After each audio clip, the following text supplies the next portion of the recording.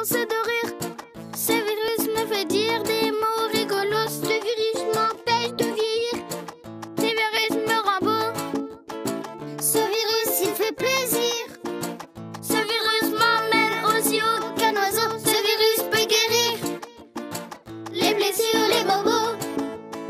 Ce virus, c'est la musique. C'est l'amour, c'est l'amitié. Ce virus, c'est la musique. Et grand format avec Lionel Grob, auteur, compositeur, interprète alsacien. J'adore cette chanson qu'on vient d'entendre, Le virus c'est la musique. Il y a un côté très La vie est belle de Roberto Benigni.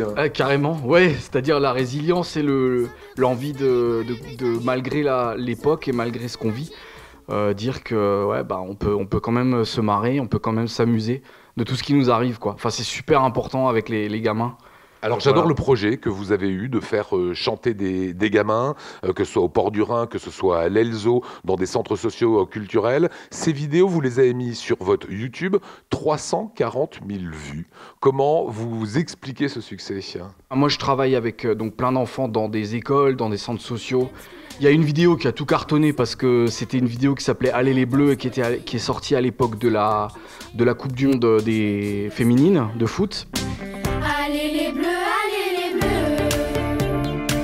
Vous croyez que je parle d'eux, mais je vous parle d'elles, celles qui montent le lever. Donc c'était vraiment des gamins qui ont écrit sur les filles et les garçons et qui ont pris l'angle de la Coupe du Monde des filles.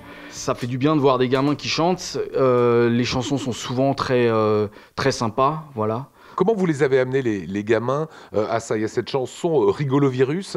C'est une façon de se dire qu'on lutte contre ce satané virus qui nous empoisonne la vie et que le rigolo virus, finalement, c'est la musique, c'est le sourire, c'est continuer à vivre normalement.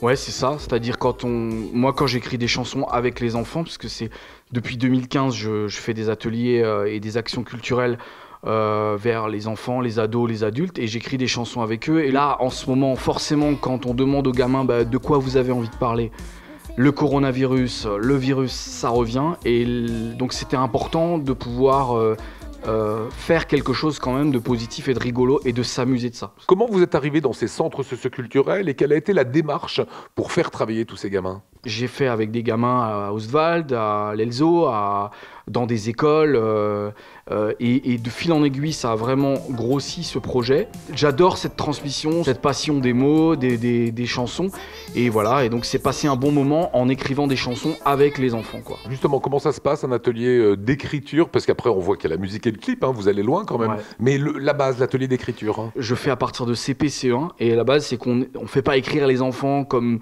on verrait un adulte qui écrirait tout seul à sa table.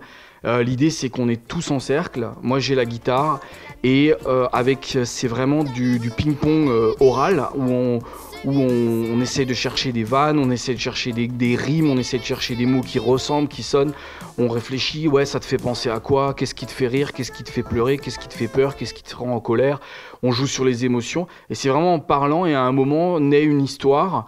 Et quand on a 4 phrases qui riment, je prends la guitare et on essaye. Tout de suite, un gamin va dire « ouais, on peut essayer de le dire comme ça ». Et donc on essaye tout de suite. Et à partir de là, la chanson, elle naît, quoi. La suite, Bougre. Lionel Grob, c'est quoi la suite, hein?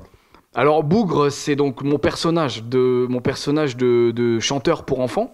Et donc Bougre, il a volé ses chansons parce que les meilleures chansons de ce que j'ai fait dans ces ateliers, j'ai voulu en faire un spectacle.